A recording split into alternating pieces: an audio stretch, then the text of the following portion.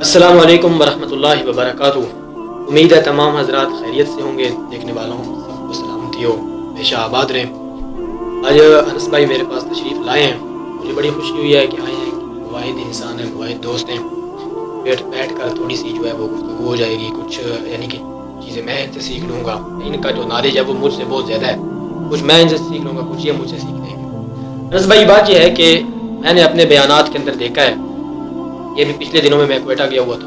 الحمدللہ میری تو یہ عادت ہے کہ میں جس وقت بھی کوئی چیز یعنی کہ بیان کرتا ہوں تو کوشش یہ ہوتی ہے کہ بات کو لپیٹ لپاٹ کر توحید پر ختم کیا جائے، اور ابتدا بھی توحید سے ہی کی جائے، اس لیے کہ یعنی کہ خلاصہ یہ ہے نا، توحید پوری کائنات کا خلاصہ ہے۔ تو یہ ہوتا ہے کہ اعمال تو لوگوں کے ٹھیک ہوں گے نہیں ہوں گے وہ ایک چیز ہے، لیکن اگر کوئی انسان میری وجہ سے واحد بن جاتا ہے، میری وجہ سے توحید سمجھ لیتا ہے، اس سے علاوہ اس سے بڑی میرے لیے کوئی چیز نہیں ہے۔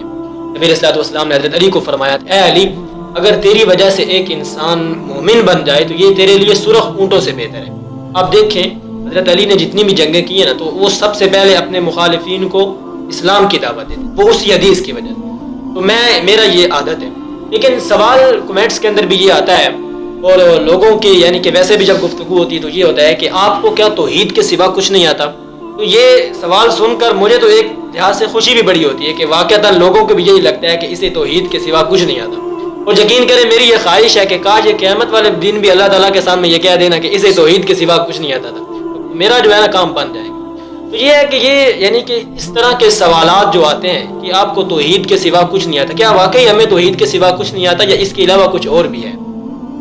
دیکھیں منیب بھائی، سب سے پہلے تو آپ کا بہت بہت شکریہ کہ آپ نے مجھے انوائٹ کیا، اور یقین مانے کہ مجھے بہت زیادہ خوشی ہوئی آپ نے یہ پوڈ کاسٹ یا اس کو جو بھی کہہ رہے ہیں انٹرویو یا جو بھی اس کو کہہ رہے ہیں نام دے رہے ہیں، یعنی ایک ایسا سلسلہ شروع کیا ہے کہ ہماری وجہ سے عوام تک جو ہے وہ کوئی نہ کوئی پیغام پہنچے جس سے عوام کی اصلاح ہو۔ جی، دوسری بات آپ نے یہ کی کہ لوگ ہمیں یہ طعنہ دیتے ہیں کہ رات دن بس توحید لگے ہوں اور کچھ نہیں آتا ہے ان کو، تو اس کا دیکھیں کہ اور بھی بہت سارے پلیٹ فارم ہیں نا، یعنی رات دن تحقیقات ہو رہی ہیں، ہمیں اندازہ نہیں ہے، رات دن تحقیقات علماء کر رہے ہیں، لیکن کسی کی تحقیق ہو رہی ہے حیض پر، کسی کی تحقیق ہو رہی ہے کہ غسل کے کتنے فرائض ہیں اور ان کی جو ڈیٹیل ہے وہ کیا ہے، کسی کی تحقیق ہو رہی ہے کہ رفع یدین کرنا ہے نہیں کرنا، امین بالجار یہ ٹھیک ہے یا نہیں، فروعی مسائل پر۔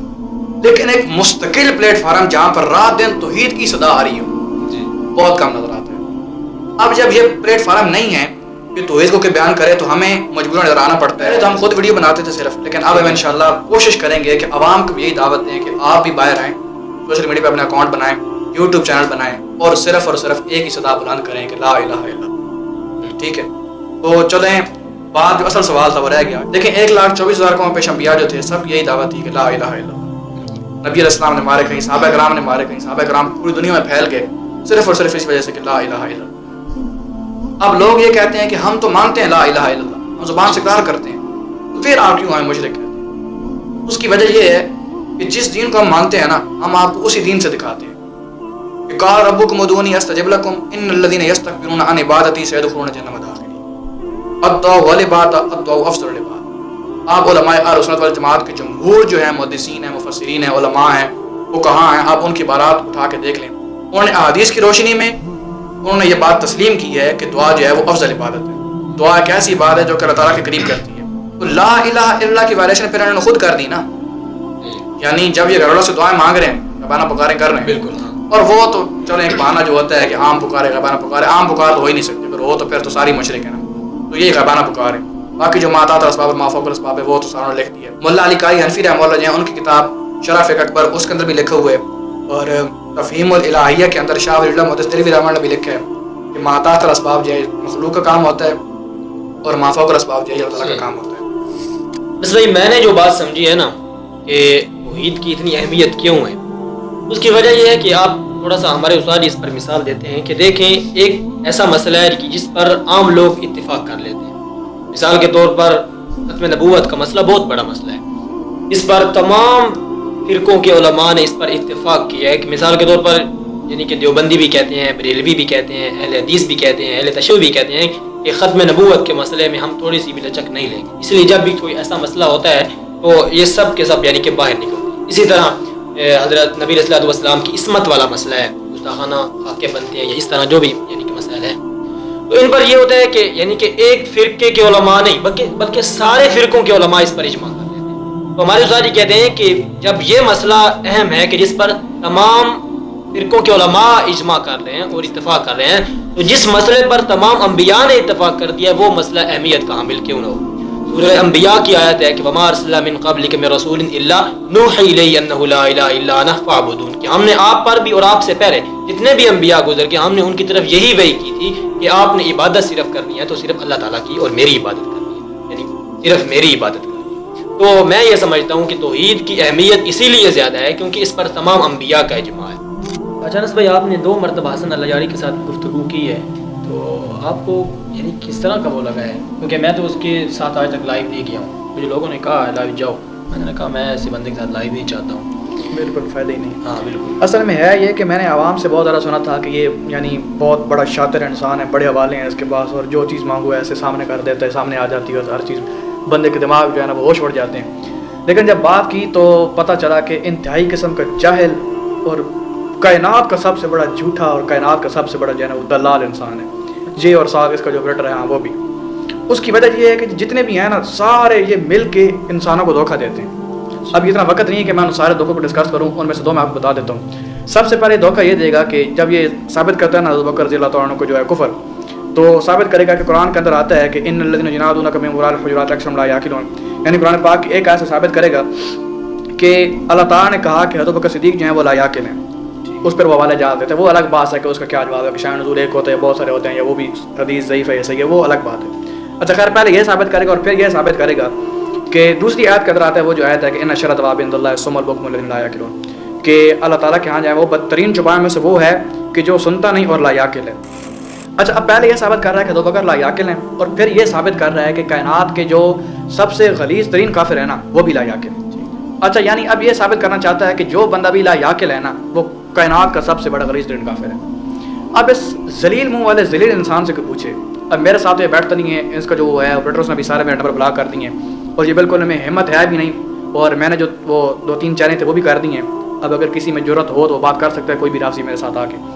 خیر، اب اس سے پوچھے کہ اگر ہر لا یعقل جو ہے تیرے نزدیک وہ کائنات کا بدترین کافر ہے، تو پھر جو شیعوں کے چھوٹے بچے جو ہیں وہ فوت ہو جاتے ہیں، اور کئی اہل بیت میں بھی ہو سکتا ہے ان کا عقیدہ ہو کہ وہ جو ہے وہ چھوٹے ہوتے فوت ہو جائیں گے، تو کئی یعنی تمہارے نزدیک بھی جو بندے مسلمان تھے اہل بیت میں سے یا ان کی جو اولاد میں سے تھے، وہ جو بچپن میں فوت ہوتے، بچپن میں جو بندہ ہوتا ہے وہ تو لا یعقل ہوتا ہے، تو کیا وہ سارے جو تھے وہ کائنات کے بدترین کافر تھے؟ نعوذ باللہ۔ اور کیا کہتے ہیں کہ آج کل جو تمہارے جو شیعہ چھوٹے بچے ہیں جو پیدا ہوتے ساتھ فوت ہو جاتے ہیں، وہ تو لا یعقل ہوتے ہیں، تو کیا وہ بھی یعنی کیا کہتے ہیں کہ ہاں کائنات کے سب سے بدترین کافر تھے؟ تو یہ جو منطق کی ابتدائی باتیں ہوتی ہیں نا، جو یعنی ہمارے مدارس میں پڑھایا جاتا ہے کہ اولا اور ثانیہ کے بچے جو جانتے ہیں نا کہ یعنی یہ کیسے قضیے فٹ کیے جاتے ہیں، صغرے کبرے کیسے ملائے جاتے ہیں، یہ اس لحاظ سے بھی اس کو اس جال کو اتنا بھی نہیں پتا، اور یہ کہتا ہے کہ عربی کے لفظ ایک تو بول کے نا اور لنڈے کے کوٹ کے میں نے وہ ثابت کیا تھا، یعنی اگر آپ کا کوٹ ادھر ہے نا تو یہ تو چلتا رہتا تھوڑا بڑا، اس کا کوٹ ادھر ادھر تک آتا ہے کئی ویڈیو میں، تو لنڈے کا کوٹ پہن کر وہ بغیرت انسان جو ہے نا وہ عوام پر روک ڈالتا ہے۔ اور دوسری بات یہ کہ وہ بڑا جو ہے نا وہ زور و شور سے کہے گا کہ ابن تیمیہ رحمہ اللہ جو ہے نا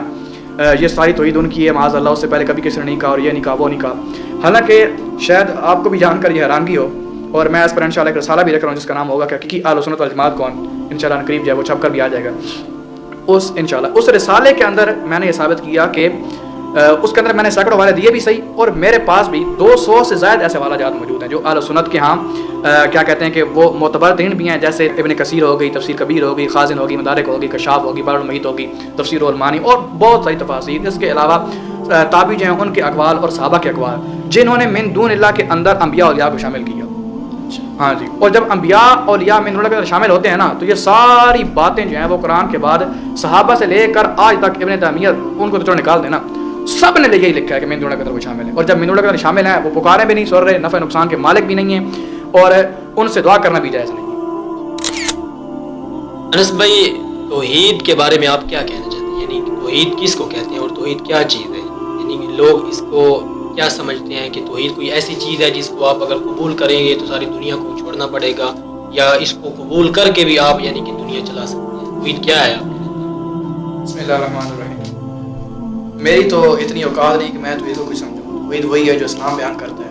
ویسے اسلام کے علاوہ اور بھی باقی بہت سارے مذاہب ہیں، کسی کے نزدیک کیا توحید ہے، کسی کے نزدیک کیا ہے، اور ایون کہ اب اسلام کے اندر بھی ایسے لوگ پیدا ہو چکے ہیں کہ جنہوں نے بہت دکھ اور افسوس کے ساتھ میں کہنا چاہ رہا ہوں کہ کچھ لوگ ایسے، کچھ نہیں بلکہ بہت زیادہ وہ پھیل گئے ہیں جنہوں نے توحید کا نقشہ بگاڑ کر رکھ دیا۔ اور اگر لوگوں سے پوچھو کہ توحید کیا ہے، وہ کہتے ہیں کہ توحید یہ ہے کہ آپ اللہ تعالیٰ کے علاوہ کسی اور کو مستقل بذات نہ مانیں، کسی کو فاعل حقیقی نہ مانیں، کسی کو قدیم نہ مانیں۔ حالانکہ اگر یہ چیز دیکھی جائے تو کائنات کے سب سے بدترین مشرکین مکہ جن کے بارے میں اللہ تعالیٰ فرماتے ہیں کہ ان پر جنت کو حرام کر دیا گیا ہے، وہ جانوروں سے بھی بدتر ہیں اور وہ پلید ہیں۔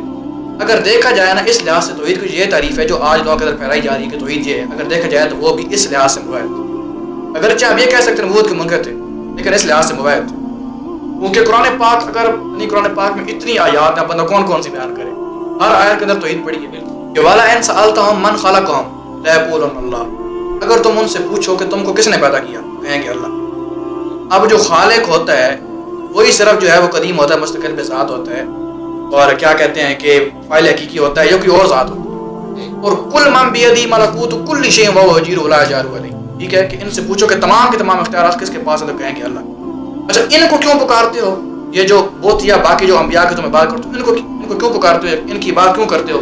ما نعبدهم الا ليقربونا الى الله زلفى، ان کا جواب تھا کہ صرف اور صرف اللہ تعالیٰ کا قرب چاہیں، اس لیے پکارتے ہیں، اس لیے ان کی بات کرتے ہیں۔ اور دوسری آیت وَيَقُولُونَ هَؤُلَاءِ شُفَعَاؤُنَا عِندَ اللَّهِ، کہ یہ لوگ کہتے ہیں کہ اللہ تعالیٰ کے ہاں سفارش کریں ہماری، اس لیے ان کو پکارتے ہیں۔ اچھا انس بھائی، اس کے اندر میں ایک اور تھوڑا سا سوال جوڑتا ہوں کہ توحید کے اندر جو اختلاف ہوا ہے یہ کس وقت ہوا ہے اور کیوں ہوا ہے؟ مثال کے طور پر نبی علیہ الصلوۃ والسلام نے اپنی زندگی کے اندر اسی مسئلے کی خاطر مارے کھائی ہیں، اسی مسئلے کی خاطر جو ہے وہ یعنی کہ جلا وطنی کاٹی ہے، اسی مسئلے کی خاطر بھوک برداشت کی ہے، لوگوں کے تانے سنے ہیں، سب کچھ اسی مسئلے کی خاطر ہوا ہے۔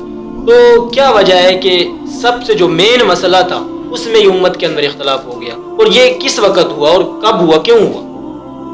بسم اللہ الرحمن الرحیم۔ دیکھیں اگر یہ کہیں نا کہ یہ اختلاف کس وقت ہوا توحید کے اندر، تو اگر ہماری شریعت کے لحاظ سے دیکھا جائے تو اختلاف تو اس وقت بھی تھا، یعنی نبی السلام کے دور کے اندر تھا، تبھی نبی السلام نے مارے کھائے، بالکل دندان مبارک شہید کروائے، اختلاف اس وقت تھا۔ لیکن فرق یہ ہے کہ اختلاف اس وقت اسلام سے علیحدہ تھا، اختلاف تھا اسلام کا اور مشرکین مکہ کا توحید کے اندر۔ لیکن اب یہ ہے کہ وہ لوگ جنہوں نے توحید کو ایکسیپٹ کر لی ہے انہوں نے یہ کہہ دیا ہے کہ اسلام جو توحید بیان کرتا ہے وہ توحید نہیں ہے، یعنی اوپر سے نام تو مسلمانوں والا ہے لیکن ایک طرف سے کہیں گے لا الہ الا اللہ، دوسری طرف سے یہ حدیث پڑھیں گے بھی صحیح کہ الدعاء والعبادہ الدعاء مخ العبادہ، کہ دعا جو ہے وہ افضل عبادت ہے، دعا ہی عبادت ہے، دعا عبادت کا مغز ہے، یہ ساری حدیث پڑھیں گے لیکن اس کے باوجود بھی پھر عبادت جو ہے وہ غیر اللہ کی کریں گے۔ تو اختلاف تو اس وقت بھی تھا لیکن اس وقت ان کا تھا جو اسلام کو ایکسیپٹ نہیں کرتے تھے، لیکن اب ان کا ہے جو اسلام کو ایکسیپٹ کرے بیٹھے ہیں لیکن اس کے باوجود ہی پھر توحید کے اندر اختلاف کر رہے ہیں۔ یعنی کہ آپ کی باتوں سے میں یہ سمجھا ہوں کہ اس وقت اسلام کفر کے ساتھ لڑ رہا تھا، اور آج کے اندر یہ ہے کہ مسلمان یعنی کہ خود اسلام کے ساتھ لڑ رہے ہیں کہ جو آپ توحید لے کر آئے ہو نا وہ ہمیں قبول نہیں ہے، کوئی ایسی توحید لاؤ جس پر ہم بھی متفق ہو جائیں اور آپ بھی متفق ہو جائیں۔ اسی طرح وہ قرآن مجید کے اندر ہے نا کہ حضرت موسیٰ علیہ السلام کے سامنے جس وقت وہ فرعون غرق ہو گیا نا، تو اس وقت وہ جب آگے چلے گئے تو ادھر ایک دیکھا انہوں نے بنی اسرائیلیوں نے ایک قوم کو کہ وہ اپنی نا عبادت کر رہی تھی کسی اپنے معبود کی، وہ کہنے لگے کہ موسیٰ اس جیسا معبود ہمیں بھی کوئی بنا کر دے، یعنی یہ جس طرح کا یہ معبود ہے نا اس طرح ہمیں بھی کوئی بنا کر دے، ہم اس کی عبادت کریں، کیونکہ ہم جس کی عبادت کرتے ہیں وہ تو ہمیں نظر نہیں آتا۔ اور یہ بھی بات ہے کہ دیکھیں ہمارا اللہ تعالیٰ موحد انسان سے اس لیے بھی زیادہ خوش ہوتے ہیں کیونکہ موحد انسان بن دیکھ کے پروردگار پر بھروسہ کر کے اور اس کی عبادت کر رہا ہے، یعنی کہ ہم نے تو اللہ تعالیٰ کو نہیں دیکھا ہے، قیامت والا دن انشاءاللہ ہماری آنکھیں دیکھیں گی، ہر مسلمان کی آنکھیں اپنے پروردگار کا دیدار کریں گی، تو ہم اس لحاظ سے بہت زیادہ خوش قسمت ہیں کہ ہم اپنے رب کو دیکھے بغیر اس کی صفات کو اس طرح مان رہے ہیں جس طرح قرآن کہتا ہے اور جس طرح رسول اللہ صلی اللہ علیہ وسلم کہتا ہے۔ انس بھائی اس کے اندر یہ بھی ہے کہ مجھے تو ہر مسلک کی توحید الگ نظر آتی ہے، مثال کے طور پر شیعہ حضرات کی توحید الگ ہے، اس کے علاوہ بریلوی حضرات کی توحید الگ ہے، اہل حدیث حضرات کی الگ ہے، دیوبندی حضرات کی الگ ہے، تو ان کی توحید الگ کیوں، یعنی اپنی طرف سے انہوں نے تعریفیں کیوں کی؟ آپ کا سوال بہت اچھا تھا لیکن ایک غلطی آپ سے ہو گئی کہ دیوبندی اور اہل حدیث دونوں حضرات کی توحید ایک ہی۔ اچھا بہرحال یہ کہہ سکتے ہیں کہ مماتی حضرات کی توحید اور ہے اور حیاتی حضرات کی توحید اور نہیں ایک نہیں ہے، میں بتاتا ہوں۔ اہل حدیث حضرات کی توحید الگ ہے، وہ اس لیے کہ وہ ان کے اندر وحدت الوجود والا مسئلہ آ جاتا ہے، یعنی کہ اللہ تعالیٰ ایک جگہ پر ہے یا اللہ تعالیٰ ہر جگہ پر ہے، یہ مسئلہ انہوں نے اتنا بڑا بنایا ہے کہ اس کے اندر کیا کر دیا، اس کو بھی توحید کا مسئلہ بنا دیا، حالانکہ یہ توحید کا مسئلہ نہیں ہے۔ میں یہ کہتا ہوں کہ اللہ تعالیٰ ہر جگہ پر بھی ہے اور اللہ تعالیٰ عرش پر بھی ہے. تو اس کے اندر کوئی توحید اور شرک والا مسئلہ ہے. اس لیے میں نے کہا کہ اہل حدیث کی جو توحید ہے وہ الگ ہے اور دیوبندیوں کی الگ ہے. یہ کیا جی اگر دیکھیں نا اہل حدیث اور جو ہے نا ان کے اندر بھی آگے پھر کیٹیگری ہیں. اچھا. یعنی کچھ اہل حدیث جو ہے وہ سنجیدہ ہیں، وہ ان مسائل کے اندر نہیں پڑھتے، یعنی جو ریئلٹی ہے اس کو مانتے ہیں کہ ٹھیک ہے ہمارا اختلاف جو ہے دیوبندی اور اہل حدیثوں کا وہ فروعات کے اندر ہے، ٹھیک ہے قید کا نہیں، تو اس بات کو چھوڑ کر بس توحید بیان کی جائے. باقی رہے گی بات کہ باقی ہر مسئلہ کی توحید الگ کیوں ہے، تو اس کی وجہ یہ ہے کہ توحید ایک بتاتا ہے اسلام، اور ایک توحید وہ ہے جو بابے بتاتے ہیں، ٹھیک ہے، یعنی بزرگ بتاتے ہیں، باپ دادا بتاتے ہیں. جس طرح وہ ان کو بتاتے تھے نا ماوجتنا علی آبان کہ ہم نے اپنے باپ دادا کو اسی طرح پائے، ٹھیک اسی طرح اب ایک توحید بتاتا ہے اسلام اور ایک توحید بتاتے ہیں ان کے باپ دادا. تو سب نے چونکہ اپنے باپ دادا کی توحید کو مانا، اس لیے اختلاف پیدا ہوگا کہ کسی کے نزدیک کوئی توحید ہوگی، کسی کے نزدیک توحید کی تعریف کچھ ہوگی. اور اصل جو توحید تھی وہ تو توحید سکھائی تھی اسلام نے. سکھائی کہ ان کو تھی سب سے جو پہلے مخاطب تھے مشرکین مکہ ان کو. اب دیکھا جائے کہ مشرکین مکہ اور دوسرے مخاطب جو تھے قرآن پاک کے یہود و نصارہ، اب دیکھا جائے کہ ان کے نزدیک توحید کیا تھی، ان کے ساتھ اسلام کے کیا اختلافات تھے، اسلام نے اس وقت کیا توحید سمجھائی اور انہوں نے اس وقت کیا توحید سمجھی تھی. اور میں پہلے بیان کر چکا ہوں کہ ما نعبد الا لیقربونا الی اللہ زلفیٰ ویقولون ہؤلاء شفعاؤنا عند اللہ، یہ توحید ان کی تھی. اور اللہ تعالیٰ نے کہا کہ نہیں یہ سب تمہارے ڈگوسلے ہیں، تم صرف مانو کہ لا الہ الا اللہ، پکار بھی اسی کی، بات بھی اسی کی، اور چونکہ پکار بھی بات ہے تو غیبانہ پکاری بھی اسی کی، نظر و نیاز بھی اسی کی. تو اصل توحید تو یہ ہے جو قرآن بیان کرتا ہے. یعنی کہ مطلب خلاصہ یہ نکلتا ہے کہ ہر فرقے نے اپنے اکابر کے پیچھے چلنا شروع کیا، یعنی کہ اس توحید کو نہیں مانا جو قرآن بیان کرتا ہے. قرآن تو یہ کہتا ہے کہ ایاک نعبد و ایاک نستعین. اب ایاک نعبد کو سب نے مانا ہے کیونکہ وہ بابوں نے مانا ہے کہ عبادت اللہ کی ہے، لیکن ایاک نستعین میں کیوں تعویلیں کی ہے؟ جب قرآن نے کہہ دیا کہ عبادت اللہ کی ہے تو مدد بھی اللہ سے ہی مانگنی ہے. اب پھر یہ کیوں کہ آپ امی سے روٹی نہیں مانگتے؟ یعنی کہ اس طرح کے سوال آتے ہیں، کمنٹس آتے ہیں، میں حیران ہوتا ہوں کہ بھائی یہ تو سب کو پتہ ہے، یہ تو رسول اللہ کی سنت ہے، یعنی کہ جو سامنے انسان کھڑا ہے آپ اسے مدد مانگ سکتے ہیں. لیکن اس کے اندر تعویلیں اس لیے ہیں کیونکہ اگر اس کے اندر تعویلیں نہ کریں تو ان کے وہ پچھلے سارے رگڑے جاتے ہیں، یعنی جو شرک کر کے چلے گئے ان کو بچانے کے لیے ساری تعویلیں کی جاتی ہیں. تو ہم تو کسی کو نہیں بچاتے، ہم تو کہتے ہیں جو کچھ کر کے چلا گیا وہ اس کے ذمے ہے، اللہ جانے اور وہ جانے، ہم میں صرف اپنا حساب دینا ہے، پچھلوں کا نہیں دینا. ابھی آپ نے بات کی تو مجھے ایک اور بات یاد آ گئی کہ جس طرح یہ کہ ڈگوسلے مارتے ہیں نا، اب چاہیے تو یہ تھا کہ کوئی قطعی دلیل دیتے، قرآن سے ثابت کرتے، خبر متواتر سے ثابت کرتے، صحابہ کے اقوال سے، صحیح اقوال سے ثابت کرتے صحابہ کرام کی کہ انبیاء جو ہیں وہ عالم الغیب بھی ہیں، حاضر ناظر بھی ہیں، مشکل کشا بھی ہیں. لیکن اس کے بجائے اصلی ڈگوسلے کہ اگر مدد اللہ سے مانگنی ہے تو امی سے کیوں مانگتے ہیں، ڈاکٹر سے کیوں مانگتے ہیں. اب مشرکین مکہ جو تھے نا، اسلام نے جب سکھایا نا، ایک ہوتی ہے بے یعنی خرید و فروخت اور ایک ہوتا ہے سود. سود کے اندر زیادتی ہوتی ہے چونکہ تو سود جو ہے نا وہ حرام ہے. اچھا اب مشرکین مکہ کیا کہنے لگے؟ قرآن کہتا ہے قالوا انما البیع مثل الربا، کہ بے جو ہے نا یہ بھی سود کی طرح.